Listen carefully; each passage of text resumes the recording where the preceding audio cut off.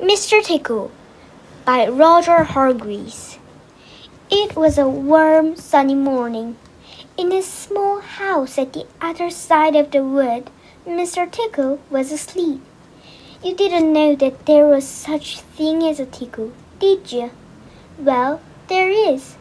Tickles are small and round, and they have arms that stretch and stretch and stretch. Extraordinary long arms. Mr. Tickle was fast asleep. He was having a dream. It must have been a very funny dream because it made him laugh out loud, and that woke him up. He sat up in bed, stretched his extraordinary long arms, and yawned an enormous yawn. Mr. Tickle felt hungry. So, do you know what he did? He reached out one of his extraordinary long arms, opened the bedroom door, reached down the stairs, opened the kitchen door, reached into the kitchen cupboard, opened the biscuit tin, took out a biscuit, brought it back upstairs, in through the bedroom door and back to Mr. Tickle in bed. As you can see, it's very useful indeed having arms as long as Mr. Tickle's. Mr. Tickle munched his biscuit. He looked out of the window. Today looks very much like a tickling day, he thought to himself. So, later that morning, after Mr. Tickle had made his bed and cooked his breakfast, he set off through the wood.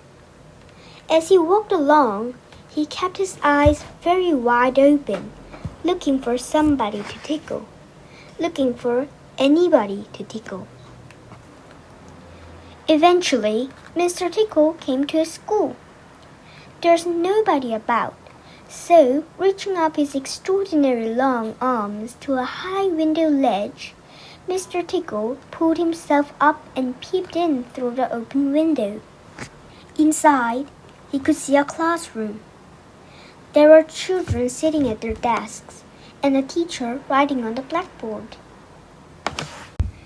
Mr. Tickle waited a minute, and then reached in through the window. Mr. Tickle's extraordinary long arm went right up to the teacher, paused, and then tickled. The teacher jumped in the air and turned around very quickly to see who was there. But there was nobody there. Mr. Tickle grinned a mischievous grin. He waited another minute, and then tickled the teacher again. This time, he kept on tickling until soon the teacher was laughing out loud and saying, "Stop it, stop it, stop it," over and over again. All the children were laughing too at such a funny sight. There was a terrible pandemonium. Eventually, Mr. Tickle thought that he had had enough fun, so he gave the teacher one more tickle for luck, and then, very quietly, brought his arm back through the open window. Chuckling to himself, he jumped down from the window, leaving the poor teacher to explain what it was all about, which of course he couldn't. Then Mr. Tickle went to town. And what a day Mr. Tickle had! He tickled a policeman on traffic duty at a crossroads in the middle of the town. It caused an enormous traffic jam. He tickled the greengrocer just as he was piling apples neatly in a shop window. The greengrocer fell over backwards, and the apples rolled all over the shop. At the railway station, the guard was about to wave his flag for the train to leave. As he lifted his arm in the air, Mr. Tickle tickled him. And every time he tried to wave his flag, Mr. Tickle tickled him until the train was 10 minutes late leaving the station, and all the passengers were furious. That day, Mr. Tickle tickled everybody. He tickled the doctor. He tickled the butcher. He even tickled old Mr. Stamp, the postman, who dropped all his letter into a puddle. Then Mr. Tickle went home. Sitting in his armchair, in a small house at the other side of the wood.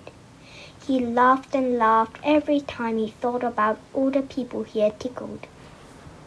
So, if you are in any way ticklish, beware of Mr. Tickle and those extraordinary long arms of his. Just think, perhaps he's somewhere about at this very moment while you're reading this book. Perhaps that extraordinary long arm of his is already creeping up to the door of this room.